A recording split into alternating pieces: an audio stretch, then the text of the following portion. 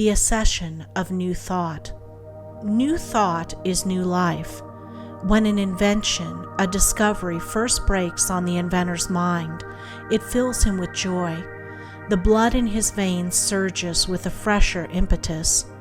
The author or poet is lifted into ecstasy of emotion by a new conception. I mean the relatively few creative authors and poets, not the many who, borrowing the fire of genius, put in their own lanterns and pass it off, often successfully, as their own. A piece of good news, as we term it in a period of gloom, depression, discouragement, the possible realization of a hope, the removal of an ill or danger, is but a thought after all, is but the picture in the mind of the thing desired, is not the thing itself, yet how it brings strength to the whole body. An entertaining spectacle, a drama so perfectly acted as to absorb all one's attention, an interview with one to whom we are strongly attracted, a pursuit or exercise or art which interests and fascinates, all these are food and nourishment, stimulation to the body, and in the absorption or excitement of the moment, hunger for material food may pass away or be forgotten. So we do not live by bread alone, but by our natures, demand ever new and newer food of thought. The play so charming when first seen may become tiresome through repetition. The air so fascinating when first heard becomes worn through familiarity. There may even be longed for a change from the quality of the thought of the mind most attractive to us. I mean for all these a change, but only for a time.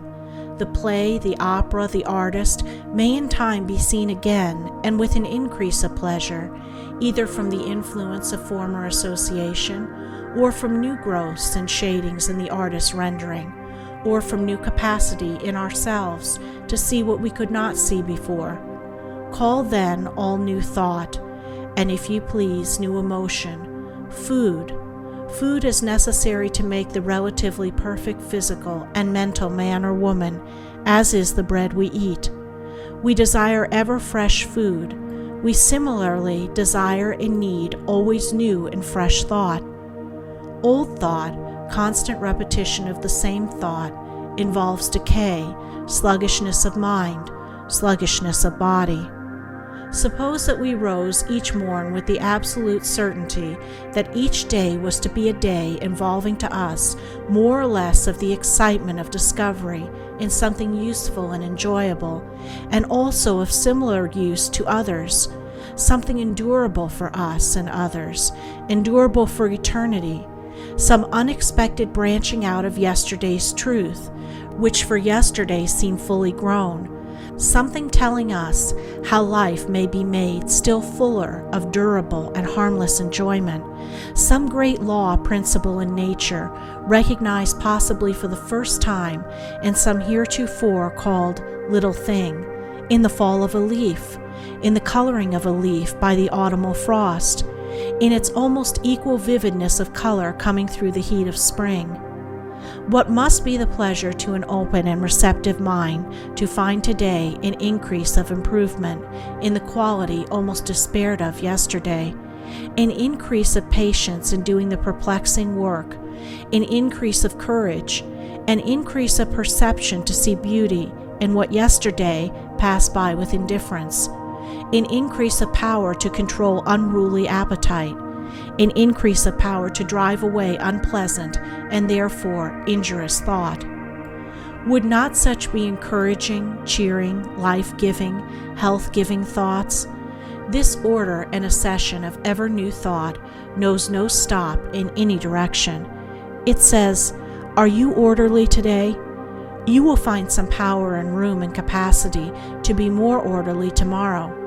Was your last effort in music, in painting, in composition, in acting, in oratory your greatest triumph? You will find some way of making it more perfect tomorrow. That will take nothing from the last effort. It is only a more beautiful and delicate tint for some already beautiful picture. The consciousness of such never-ending growth of improvement is also food for the growing mind, other than bread. Yet it is bread. It is the bread of life, and to be desired as our daily bread. Would not also the thought each morning that a great power, an infinitely wise mind, was always ready to give more knowledge to help you through troubles from without and troubles from within? Would not such thought, and the trust begotten of it, be as food, strength, and healthy stimulation? Especially when the reality of this power and its ability to aid had been proven to you many, many times, so that the hope had become a conviction? Grant that new thought is healthy stimulation and also necessary food to a more perfected life, and the question arrives, how shall we get it? In other words, how may we attune ourselves, or how may we become more receptive to all that is beautiful and useful in nature? For in our religion, the useful always implies the beautiful. It is almost farcical to answer, live a pure life. That implies so much in so many cases it can be done, so much of inherent tendency to be outgrown, so many difficulties to be met, so many conditions necessary for such life so difficult to make. The desire for accumulation seems a law of our natures. In its cruder working, it accumulates money. In its higher form, it would accumulate powers and qualities of mind. I am this much or that much richer than I was this morning, says, with satisfaction and pleasure at night, the money accumulator. That pleasant thought is to him a bit of the bread of life, but not the enduring life, or in the end, if at all healthy life. I, may say the other man at night, am richer than I was this morning, by so much more patience, by a bit more of skill or dexterity in my art, by certain knowledge of which I knew nothing of 24 hours ago. Are we fully yet awakened to the thought that we are receptacles for thought, and with thought knowledge, and with knowledge power, and that our capacity for receiving all these may be limitless, and that the supply of power, knowledge, new thought in the universe is limitless also, and that it is all ours to draw from, and that the bank can no more break than eternity can end? There are thousands of things, events, and scenes in your past life which it is more profitable to forget than to remember. But by so forgetting, you allow entrance for new idea, which is new life. By remembering, you prevent the coming to you of such new idea and life. By forgetting, I mean that you should avoid living in unpleasant past scenes and remembrances. Absolutely to forget or wipe out completely from memory anything it has once taken note of is impossible. For everything you have seen, learned, sensed, or heard is stored away and is capable, under certain circumstances, of being brought to view again. In place of the term forgetting, it would be better to say you should cultivate the power of driving from your mind and putting out of sight whatever makes you feel unhappy, or whatever you discover that is unprofitable to remember. It is impossible, absolutely, to wipe out anything your memory has once written on its tablets, for whatever the scene, event, or experience may have been, it has become part of your real self or spirit.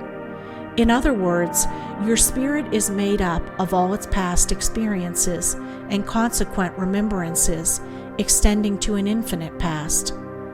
Of these, some are vivid, some are vague, and much is buried out of present sight, but capable under certain circumstances of being called to remembrance. To destroy such remembrance, if possible, would be to destroy so much of your mind.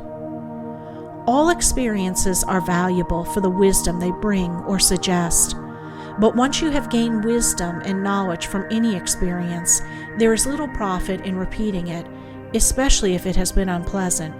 You do actually repeat it when you remember it or live it over and over again in thought. This is what people are doing who brood over past misfortunes and disappointments. It is what people are doing when they recall with regret their youth as bright and joyous as compared with the gloom of their middle or old age. Live in the pleasant remembrance of your youth, if you so desire. That will do you good. But do not set it in the brightness and freshness against a dark background of the present. Do not think of it in that vein. Remember that time of your infancy and youth, with all the freshness and newness, was also the time of some other people's old age, when the world seemed stale and joyless, when to them all that life seemed capable of yielding seemed exhausted, when nothing seemed to remain but to wither and die. Remember also that today, if the world seems less bright than formerly, if the sun seems setting instead of rising, it seems now to the boy or girl of 10 or 15, as it did to you at that age. No person could hold his or her physical body and enjoy life who, as they lived on, lived in the past and refused to set or open their minds to the future. In so doing, they accumulate more and more of the old and relatively lifeless thought, and this element materializes itself on the body. Their flesh, bone, blood, then becomes an actual expression of the dead and inert spirit. To live carrying such an ever-increasing load must result only in weakness and misery, so long as the spirit can carry it. But the mind rejecting the old, which it has no use for, and ever pressing on to the new, adds the new thought to itself, and this newness of idea will materialize the newer body. You do actually make the things before pleasant or unpleasant for you, according to as you think of them in advance. There is a class of people who, if in difficulties, and anyone suggests a way out, instantly raise objections and find difficulties in the plan proposed. When in thought we so find difficulties, we actually make them.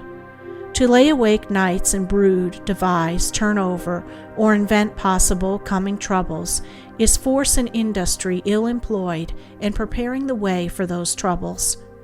In all business we must press on in mind to the successful result. We must see in mind or imagination the thing we plan completed, the system or method organized and in working order, the movement or undertaking advancing and ever growing stronger and more profitable. To spend time and force in looking back and living past troubles or obstacles over again, and out of such living and mental action to conjure more difficulties or oppositions, is literally to spend time and force in destroying your undertaking or in manufacturing obstacles to put in your own way.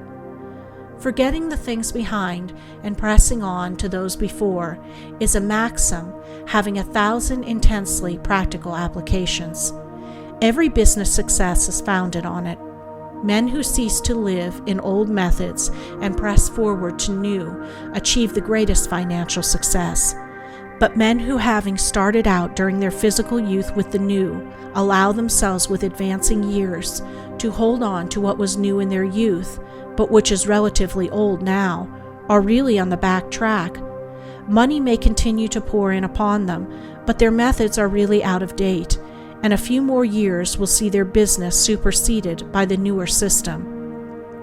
If you were debilitated, weak, or sick yesterday at any hour, do not commence today with living in thought in the same weakness or debility at that hour.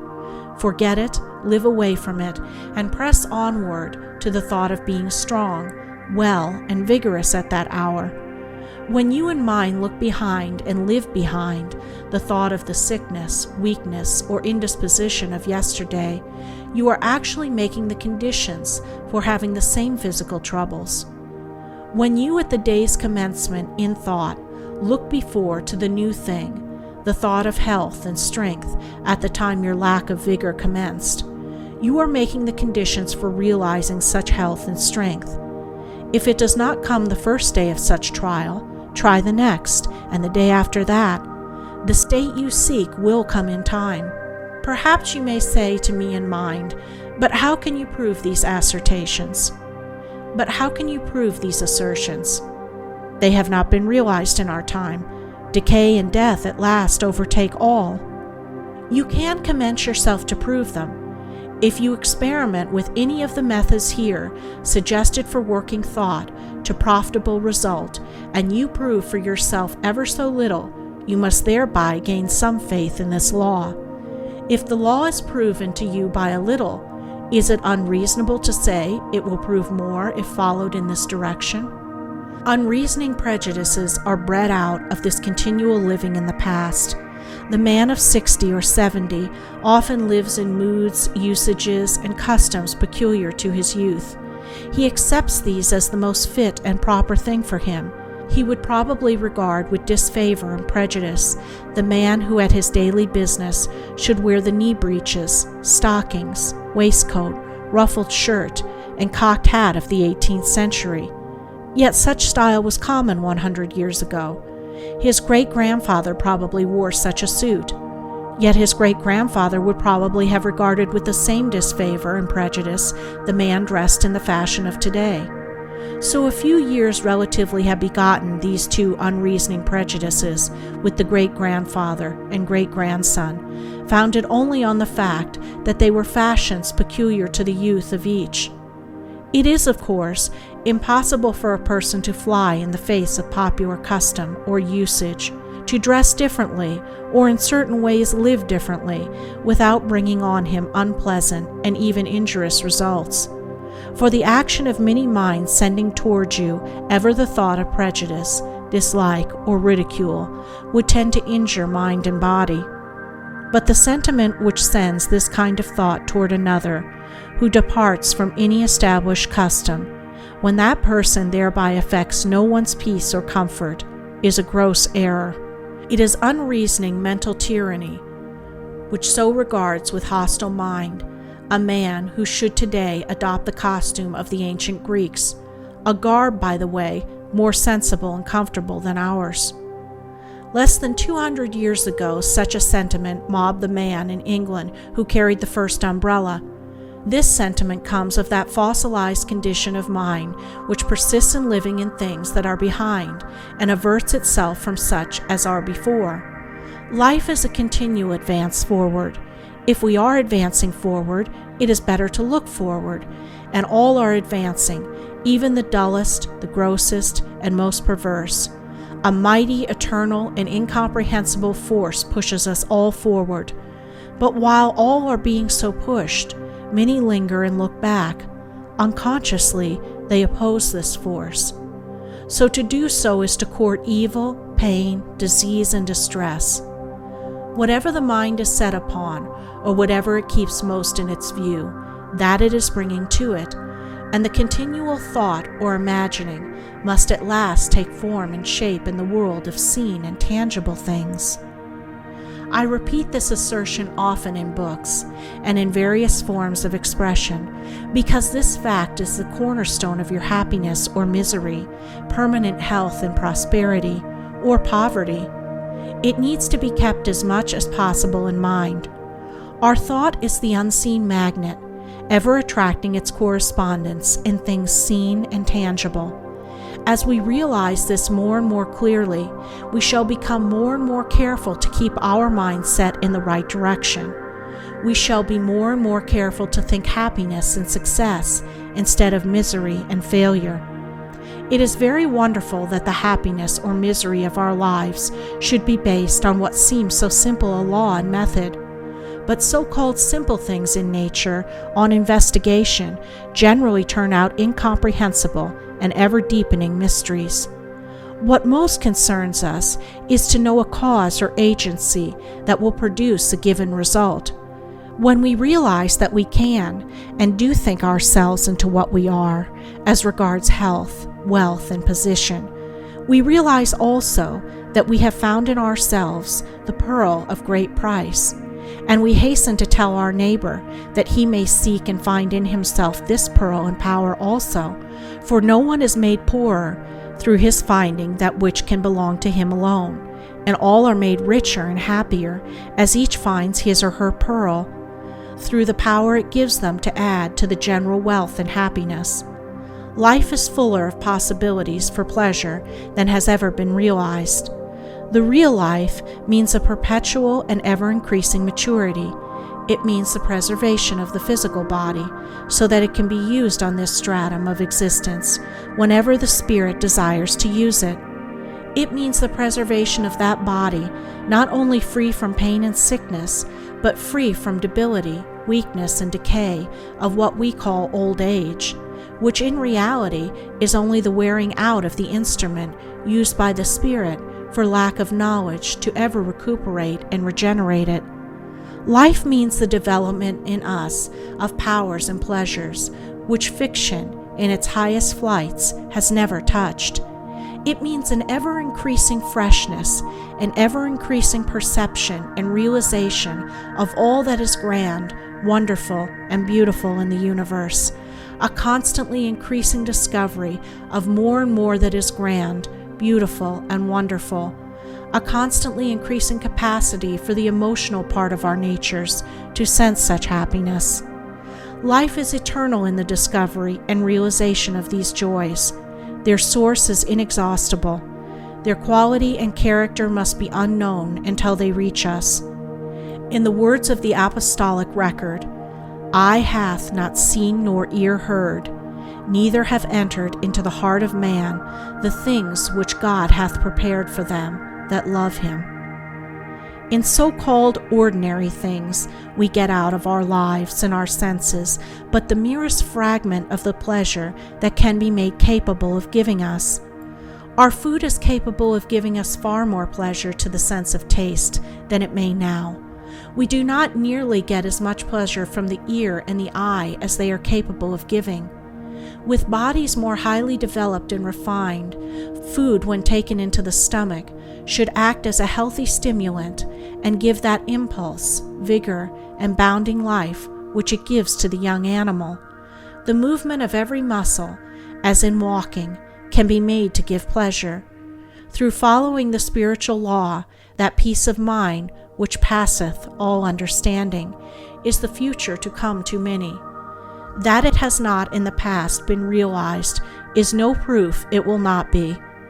Life, then, whether its forces are in activity or at rest, will be perpetual Elysium. But millions of our race do not look forward to such joyous possibilities at all. They had never heard of them. The great majority would not believe did they hear of them. They press on in mind to what? To a belief which grows stronger with years that life is short, that old age and decay are absolute certainties and must come to all, that at a certain age of the body its powers must decrease, and that as weak and feeble old men and women now are before their eyes, so in time they must be, and that one great aim of life should be to lay up a store of money to provide for old age. These are not pleasant things to contemplate. The many do not contemplate them. They shut their eyes to these gloomy views of the future, but they believe in them just the same.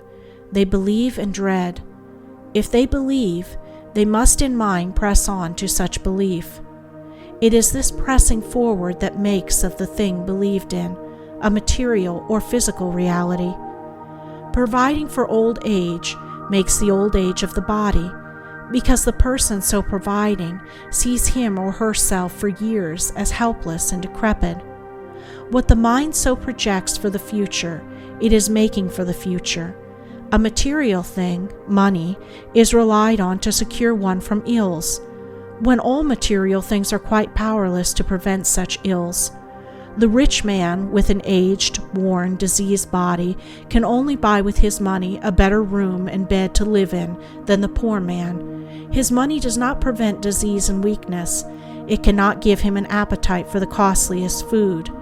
In pain and anguish, the emperor, in all respects, is on the same level with the pauper, for in extreme misery a soft bed and numerous attendants give little or no comfort. Now in all of this, thought element worked in ignorance in the wrong direction proves that it brings a result, but a woeful one. It is only the cultivation of the power of the spirit over the body that can prevent these ills. That power we first begin to cultivate and increase when we come to recognize and believe that mind or spirit is the power governing our bodies, and that whatever mind persistently images, thinks, or imagines it makes. Now, unconsciously, we image in the wrong direction. We think the old age or wearing out of the body must be, because so far as we know, it has always been.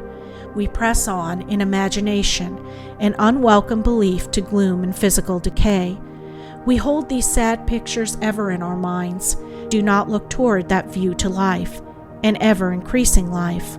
In the New Testament, the last revelation, we find the Christian, an apostolic teaching full of the sentiment of life and life everlasting. Death is not argued or implied as an absolute necessity, but as an enemy, which is ultimately to be destroyed. It is never said or implied that the advent of greater revelations was not to be until millions or millions of years in the future. The dawn of such advent may be now. It is now not because of any one man's writing or assertions, but because many minds are now open to the reception of the greater revelation, for which centuries has been knocking at humanity's door, but could not enter by reason of the obtuseness and dull ear of those whom it sought to arouse and benefit. The only dead people in the universe are the spiritually dead, those dead in trespasses and sins, who have not as yet learned to forget, or rather to refuse to live in and depend on the relatively dead or inert element of earth, instead of that drawn from the higher source. Still the few in the vanguard pressing onward are crying out, "Why, here under our noses is the greatest of all motive powers. Why human thought is a real element, a real force, darting out like electricity from every man's or woman's mind, injuring or relieving, killing or curing, building fortunes or tearing them down, working for good or ill, every moment, night or day, asleep or awake, carving, molding, and shaping people's faces and making them ugly or agreeable." Before you give so much of your thought to others, ask, in view of these possibilities, is some not due to yourself?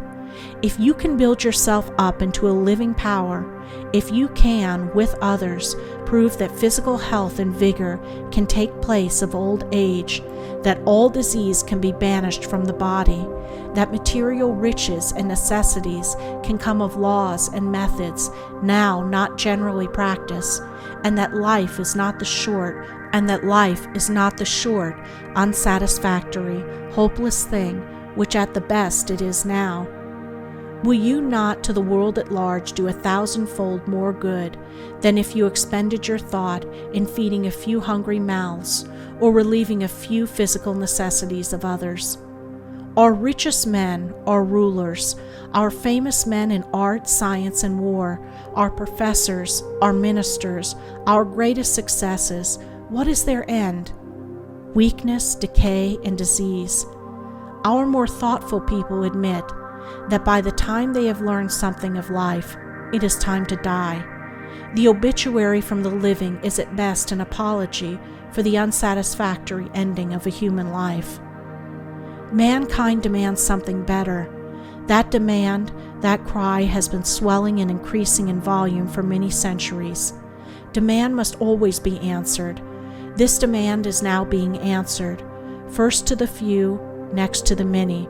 New light, new knowledge, and new results in human life and all it involves are coming to this earth.